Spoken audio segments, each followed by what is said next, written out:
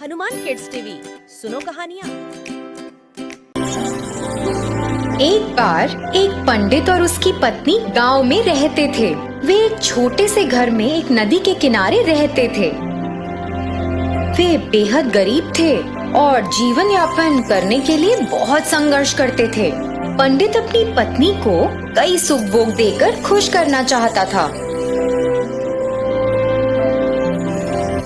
एक दिन पंडित झील के पास बैठा था, जबकि उसकी पत्नी रसोई में काम कर रही थी। पंडित शांतिपूर्ण दोपहर में कुछ प्रार्थनाएं कर रहा था। जब उसने अपनी आंखें खोली तो देखा कि झील पर एक सुंदर सुनहरा हंस उसकी ओर आ रहा है। हंस के पास कई चमकीले सुनहरे पंख थे जो बहुत सुंदर थे। हंस नदी के किनारे चला गया और पंडित का अभिवादन किया। हे पंडित, मैंने देखा है कि तुम और तुम्हारी पत्नी बहुत कठिन जीवन जीते हो। मैं आप जैसे अच्छे लोगों की मदद करना चाहता हूँ। तुम बहुत दयालु हो मेरे दोस्त। भगवान ने मेरी प्रार्थना सुन ली। तुम्हारे पंख कितने सुंदर हैं। क्या वे असली सोने से बने हैं? जी, ये असली सोने के हैं। मैं आपको एक एक करके अपने सुनहरे पंख देकर मदद करना चाहता हूँ और आप उन्हें बेच सकते हैं। इसके जरिए जुटाए गए पैसों से आप लोग आसानी से आराम से रह सकते हैं। यह बहुत अद्भुत है। कृपया हमारे नम्र घर में हमारे साथ आएं और रहें। मुझे यकीन है कि मेरी पत्नी तुमसे मिलना बहुत पसंद करेगी।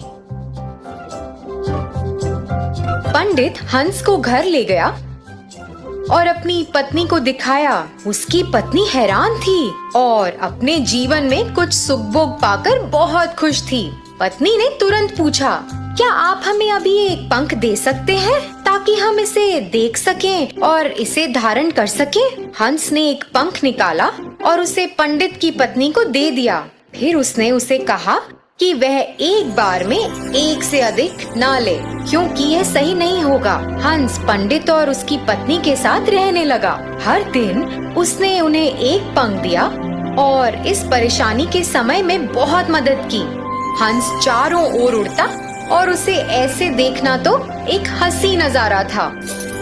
पंडित और उसकी पत्नी बहुत खुश थे और उन्होंने पैसे के लिए पंख बेचना शुरू कर दिया था। एक सुनहरे पंख ने उन्हें पर्याप्त पैसा दिया। पंडित अक्सर अपनी पत्नी को याद दिलाता था कि वे इस उपहार को पाकर बहुत भाग्यशाली हैं और उन्हें इसका दुरुपयोग कभी नहीं करना चाहिए। कई दिन बीत गए और एक दिन पंडित पंख बेचने के लिए बाजार गया। पत्नी घर में खाना बना रही थी, जबकि स्वर्ण हंस कोने में सोया हुआ था। अचानक पंडित की पत्नी को एक विचार आया, यह हंस हमारे साथ कब तक ऐसे रहेगा? हमें तो बस इसके पंखों की जरूरत है, लेकिन इस प्रक्रिया में हमें इसे खिलाना है, स्नान कराना है और इसकी देखभाल भी करनी है। हम इस हंस पर भरोसा नहीं कर सकते। ये तो यहाँ से दूर जा भी सकता है और फिर कभी वापस नहीं आया तो हम फिर से गरीब हो जाएंगे। यदि मैं सभी पंख ले लूं तो क्या बुरा होगा? उसके सोते हुए मैं जल्दी से इसके सारे पंख निकाल लूंगी। हमें अपने जीवन में एक भी दिन काम नहीं करना पड़ेगा।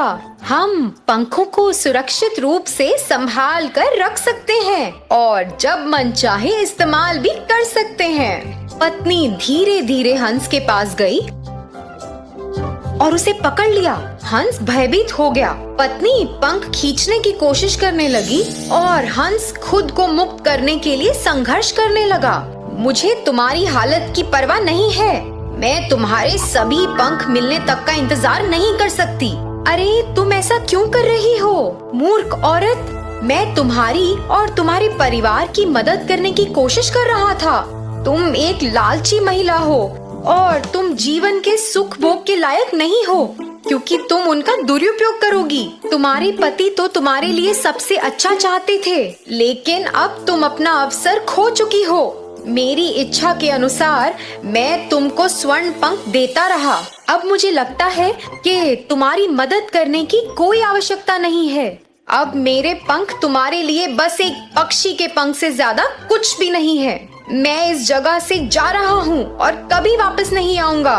हंस ने वहाँ से निकलने के लिए संघर्ष किया और फिर उसने पंडित की पत्नी को जोर से चोंच मारा और खिड़की से बाहर उड़ गया। पंडित बस घर में घुसा ही था जब उसने हंस को उड़ते देखा। तुमने हंस के साथ क्या किया? जी, मुझे इसके सारे पंख चाहिए थे और यह मुझे लेने नहीं दे रहा था। मैंने तुम्हें उन्हें नहीं लेने के लिए कितनी बार कहा था। तुमने सब कुछ बर्बाद कर दिया है और अब हम बाकी के जीवन जीने के लिए फिर से गरीब होंगे। तो बच्चों, इस कहानी से हमें क्या सीख मिली? अतिरिक्त लालच से कुछ भी हासिल नहीं होता। धन्यवाद।